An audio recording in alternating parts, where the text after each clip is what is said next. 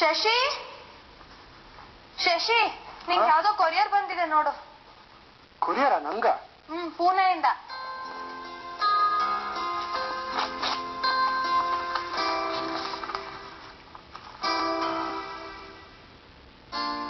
ಏನೋ ಅದು? ಪೂನಾದಿಂದ ಕೊರಿಯರ್ ಬಂದಿರೋದು.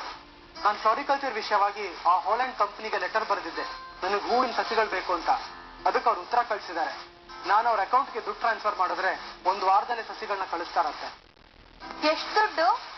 2,500 ಯೂರೋಸ್ ಕಳಿಸ್ಬೇಕಂತೆ. ಅಂದ್ರೆ ಇಲ್ಲಿದೆಷ್ಟು ದುಡ್ಡು? ನಮ್ಮ ಕರೆನ್ಸಿಯಲ್ಲಿ 1.5 ಲಕ್ಷದ ಹತ್ರ ಆಗುತ್ತೆ ಶಮ್ಮಿ. ಅಷ್ಟೊಂದ? ಅಷ್ಟು ಬೇಕಲ್ಲ ಶಮ್ಮಿ. ನಾವು ಅನ್ಕೊಂಡಿರೋ ಜಮೀನಲ್ಲಿ ನೆಡಕ್ಕೆ ಕಾರ್ನೇಷನ್ಸ್ಗೆ ಸಸಿಗೆ 15 ರೂಪಾಯಿ ಆಗುತ್ತೆ.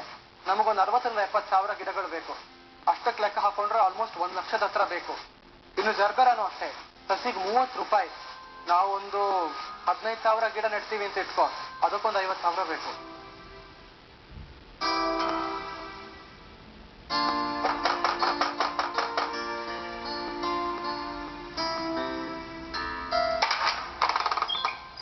ನಿವೇದಿತಾ ಬಾ. ನೀ ಬಂದ್ಬಿಟ್ಟಿದ್ಯಾ? ನಾ ಬಂದ್ ಅರ್ಧ ಗಂಟೆ ಆಯ್ತು. ಅದ್ಯಾವ್ದೋ ಇಂಟರ್ವ್ಯೂಗೆ ಹೋಗ್ತೀನಿ ಅಂದೆ ಅಲ್ವಾ, ಹೋಗ್ಬಿಟ್ಟು ಬಂದ್ಯಾ? ಹಾ, ರೈಟರ್ ಅಭಿನವ್ ಶ್ರೇಯಸ್ ಅವ್ರ ಇಂಟರ್ವ್ಯೂ. ಹೇಗಾಯ್ತು? ತುಂಬಾ ಚೆನ್ನಾಗಿತ್ತು. ಎಂಥ ಇನ್ಸ್ಪೈರಿಂಗ್ ವ್ಯಕ್ತಿ ಗೊತ್ತಾ ಅವರು. ಚಿಕ್ಕ ವಯಸ್ಸಿನಲ್ಲೇ ಎಷ್ಟು ಚೆನ್ನಾಗಿ ಬರೀತಾರೆ, ಎಷ್ಟೊಂದು ತಿಳ್ಕೊಂಡಿದ್ದಾರೆ. ಅಂಥವ್ರನ್ನ ಮಾತಾಡ್ಸಕ್ಕೆ ಖುಷಿ ಆಗತ್ತೆ. ನಿನ್ನ ಹತ್ರ ಅವ್ರ ಬುಕ್ಸ್ ಇದೆಯಾ? ನಾನು ಓದೇ ಇಲ್ಲ. ಇಂಡಿಯನ್ ಡ್ರೀಮ್ಸ್ ಅನ್ಫೋಲ್ಡೆಡ್ ಅಂತ ತುಂಬಾ ಚೆನ್ನಾಗಿದೆ, ಬೆಸ್ಟ್ ಸೆಲ್ಲರು. ನಿಜವಾದ ಡೆವಲಪ್ಮೆಂಟು, ಎಜುಕೇಶನ್ ರಿಫಾರ್ಮ್ಸ್ ನ ಹೇಗೆ ವಿಜುವಲೈಸ್ ಮಾಡಬೇಕು ಅನ್ನೋದ್ರ ಬಗ್ಗೆ ಇರೋ ಬುಕ್ ಅದು. ನಿನ್ಗೆ ಅದ್ರದ್ದೊಂದು ಕಾಪಿ ತಂದು ಕೊಡ್ತೀನಿ. ಶರ್, ಬಾ ಒಳಗೆ.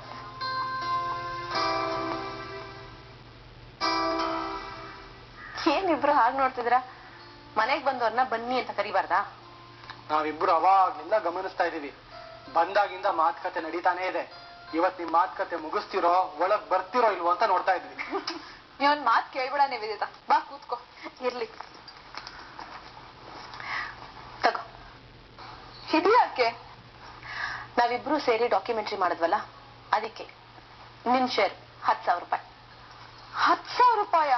ಅಯ್ಯೋ, ಇಷ್ಟೊಂದೆಲ್ಲ ಬೇಡ ನಿವೇದಿತಾ. ಬಂದಿದ್ರಲ್ಲಿ ಎಲ್ಲ ಖರ್ಚು ಹೋಗಿ ನಾನು ಅರ್ಧ ಇಟ್ಕೊಂಡು ನಿನ್ಗೆ ಅರ್ಧ ಕೊಟ್ಟಿದ್ದೀನಿ. ನೀನು ನನ್ನಷ್ಟೇ ಎಫರ್ಟ್ ಹಾಕಿದ್ಯಾ, ಬೇಡ ಅನ್ಬೇಡ ಶಮಿ, ಇಟ್ಕೋ. ಥ್ಯಾಂಕ್ಸ್ ನಿವೇದಿತಾ. ನಮ್ ಡಾಕ್ಯುಮೆಂಟ್ರಿ ಪ್ರಸಾರ ಆಗದಿದ್ರೇನಂತೆ, ನಮ್ಮಿಬ್ಬರಿಗಂತೂ ಒಳ್ಳೆ ಎಕ್ಸ್ಪೀರಿಯನ್ಸ್ ಆಯ್ತಲ್ಲ ಬಿಡು. ಅದ್ ಸರಿ.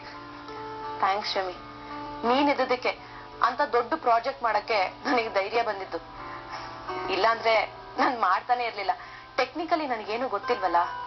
ನಿವೇದಿತಾ, ಈ ತರ ಆಫರ್ಸ್ ಇದ್ರೆ ನೀನು ನನಗೆ ಹೇಳು, ನಾನು ನಿನ್ಗೆ ಹೇಳ್ತೀನಿ. ಒಟ್ಟಿಗೆ ವರ್ಕ್ ಮಾಡೋಣ. ಡೆಫಿನೆಟ್ಲಿ ಕಣ. ಮತ್ತೆ ಇನ್ನೊಂದು ವಿಚಾರ ಕೇಳ್ಬೇಕಿತ್ತು. ಏನು? ನಾವು ರೈತರ ಪರವಾಗಿ ಮಾಡಿದ ಡಾಕ್ಯುಮೆಂಟ್ರಿನ ಮುಖ್ಯಮಂತ್ರಿ ರಾಜಾನಂದ್ ಸ್ವಾಮಿ ಅವರೇ ಪ್ರಸಾರ ಆಗ್ದಿರೋ ತರ ಮಾಡಿದ್ದು ನಿಜ ಅಲ್ವಾ? ಈಗ ಯಾಕ ಮಾತು? ಈ ಸತ್ಯ ಜನಕ್ಕೆಲ್ಲ ಗೊತ್ತಾದ್ರೆ? ಅಂದ್ರೆ ನಾವು ರೈತರ ಪರವಾಗಿ ಮಾಡಿದ ಡಾಕ್ಯುಮೆಂಟ್ರಿಲಿ ಮುಖ್ಯಮಂತ್ರಿ ರಾಜಾನಂದ್ ಸ್ವಾಮಿ ವಿರುದ್ಧ ಕೆಲವು ವಿಷಯ ಪ್ರಸ್ತಾಪ ಆಗಿತ್ತು. ಆ ಸತ್ಯನ ಮುಚ್ಚಾಕಕ್ಕೆ ಅವರು ನಮ್ಮ ಡಾಕ್ಯುಮೆಂಟ್ರಿ ಪ್ರಸಾರ ಆಗ್ದಿರೋ ತರ ಮಾಡಿದ್ರು ಅಂತ ನಾವು ಪೇಪರ್ ಅಲ್ಲಿ ಬರೆದ್ರೆ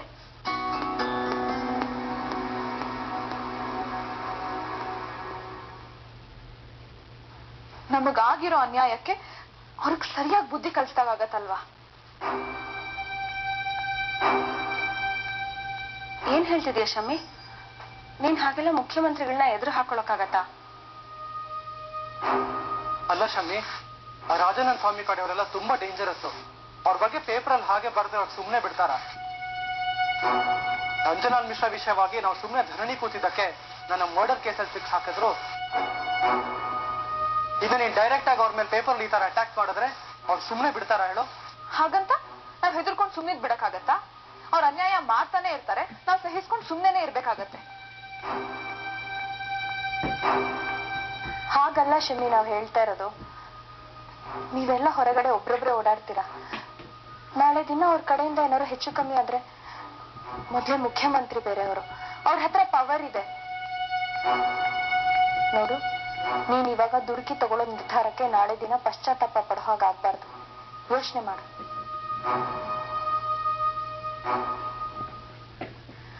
ಹಾಗೆಲ್ಲ ಯೋಚನೆ ಮಾಡ್ತಾ ಕೂತ್ಕೊಳಕ್ ಆಗೋದಿಲ್ಲ ಕಲ್ಯಾಣಿ. ನಾವು ಹೆದರ್ಕೊಂಡು ಕೂತ್ಕೊಂಡಿರೋದಕ್ಕೆ ಈ ರಾಜಾನಂದ ಸ್ವಾಮಿ ಅಂತವ್ರು ಮೆರಿತಾ ಇರೋದು.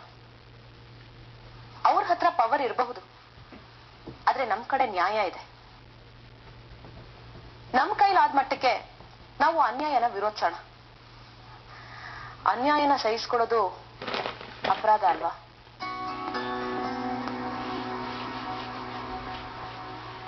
ನಾವು ಸುಮ್ಮನಿರ್ಬಾರ್ದು ಶಮಿ. ನೀನ್ ಹೇಳ್ತಿರೋದು ಸರಿ. ನೀವೊಂದ್ಸಲಿ ಸರಿಯಾಗಿ ಯೋಚನೆ ಮಾಡು. ನೀ ಹೂ ಅಂದ್ರೆ ಇದು ಪೇಪರ್ ಅಲ್ಲಿ ಬರೋ ತರ ನಾನ್ ಮಾಡ್ತೀನಿ. ಇಂಥ ಇಂಟ್ರೆಸ್ಟಿಂಗ್ ಸ್ಕೂಪ್ಸ್ಗೆ ನಮ್ಮ ಪೇಪರ್ ಅವರು ಕಾಯ್ತಿರ್ತಾರೆ. ಆಯ್ತು, ಹಾಗೆ ಮಾಡು. ಆದ್ರೆ ದೇವಾನಂದ ಸ್ವಾಮಿ ಅವ್ರಿಗೆ ಬೇಜಾರಾಗ್ಬೋದು.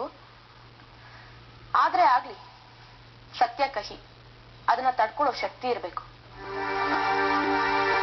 ಅವ್ರಿಗೆ ಅವ್ರ ತಂದೆ ಮಾಡೋ ಅನ್ಯಾಯದ ವಿರುದ್ಧ ನಿಲ್ಲೋ ಧೈರ್ಯ ಇಲ್ಲದೆ ಇರಬಹುದು, ಆದ್ರೆ ನಮಗಿದೆ. ಅದು ಅವ್ರಿಗೆ ಗೊತ್ತಾಗ್ಲಿ. ನಮಗಾಗಿರೋ ಅನ್ಯಾಯಕ್ಕೆ ಇದೇ ಸರಿಯಾದ ಪರಿಹಾರ. ನೀನು ಪಬ್ಲಿಷ್ ಮಾಡು, ಅದರಿಂದ ಏನಾಗುತ್ತೋ ಫೇಸ್ ಮಾಡೋಣ.